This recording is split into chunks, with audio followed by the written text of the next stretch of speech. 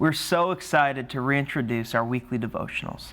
Every Wednesday, we're going to upload a quick devotional from one of our pastors or leaders here at SGT.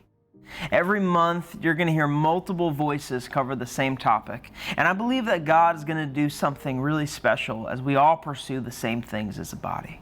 This month, we're talking about rest in busyness. You ever hear the phrase, "I'll sleep when I die," or "I'll rest when I die"? This mantra comes from the mouths of the busiest people who love to hustle and work. This is a great personality trait that I don't know that I have. I sleep every night for upwards of 8 hours. Some people thrive in busy seasons. I don't think I do. If you're like me, we can get overwhelmed when our calendars get filled and when we don't have a say over our schedule. Today, I'm reminded that rest is a choice. Psalm 95 talks about the Israelites wandering in the wilderness. The psalmist says that the Israelites failed to enter into God's rest because of their disobedience. God's rest was available, but because they didn't trust Him, they couldn't receive it. The author of Hebrews actually compares their situation to ours. He declares time and time again that when Jesus entered the story, everything changed.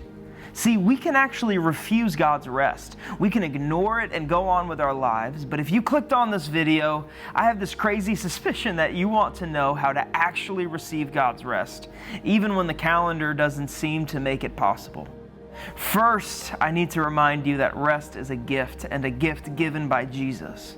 The author of Hebrew makes this claim over and over again. Jesus is the high priest. He's the sacrifice. He's the mercy seat. He's greater than every ancestor and forefather we look up to. Our faithfulness is only made possible by His faithfulness. But in Hebrews 4:11, we read that we are to strive into this rest. Well, what does that mean? I thought there was no striving.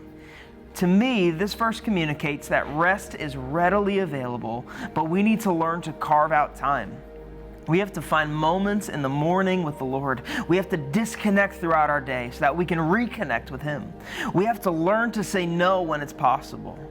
To the Jewish community of Jesus' day, Sabbath rest was more than just stopping work. It was a day of joy, celebrating God's creation, His faithfulness, and the promise of the greatest eschatological rest. We will never see the entirety of rest on this side of eternity, but because of Jesus, we have a foretaste. Let's walk in that rest this week.